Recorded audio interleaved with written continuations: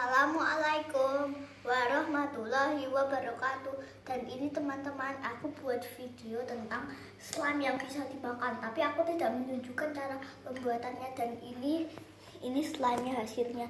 Ini slime-nya aku buatnya keju ya. Keju lalu dikukus jadi seperti ini deh. Kayak slime beneran kan? Nih. Dan sekarang aku akan mencoba dengan susu bubuk.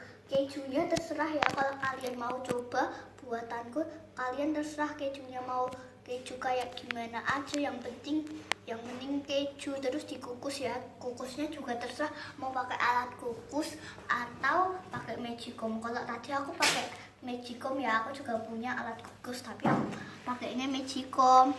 Dan susu bubuknya juga nggak wajib, susu bubuknya juga terserah ya mau pakai apa. Tapi susu bubuknya nggak wajib. Sekarang ini udah aku totol, lihat nih, enak kan? Coba ya aku rasain. Sumpah.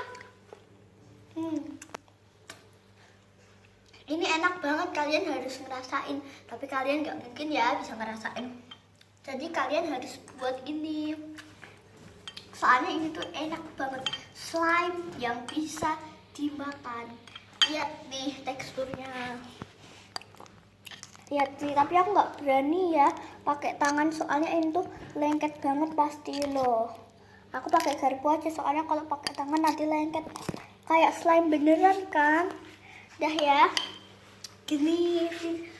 Enak banget pokoknya, kalian harus coba. Susu bubuknya juga kalau nggak mau pakai juga nggak apa-apa. Pokoknya ini enak banget ya. Dan makasih yang sudah nonton video ini dan yang sudah subscribe. Dan susu bubuknya ini aku pakai Indomilk ya, tapi kalau kejunya aku nggak tahu ya, tadi lupa. Gini, sebenarnya aku tuh nggak mau kukus keju ini, nggak usah dikukus nggak apa-apa. Tapi soalnya punya kejuku itu udah kayak slime dari beli. Tapi karena aku masukin kulkas jadi dingin. Jadi kan nanti kan aku kalau makan kan kedinginan. Jadi aku kukus. Tapi kalau keju yang belum meleleh gitu harus dikukus ya. Soalnya nanti nggak kayak slime. Ya sudah, sekian dulu videoku. Maaf kalau videonya jelek dan like dan jangan lupa like, subscribe, and comment ya. Dah.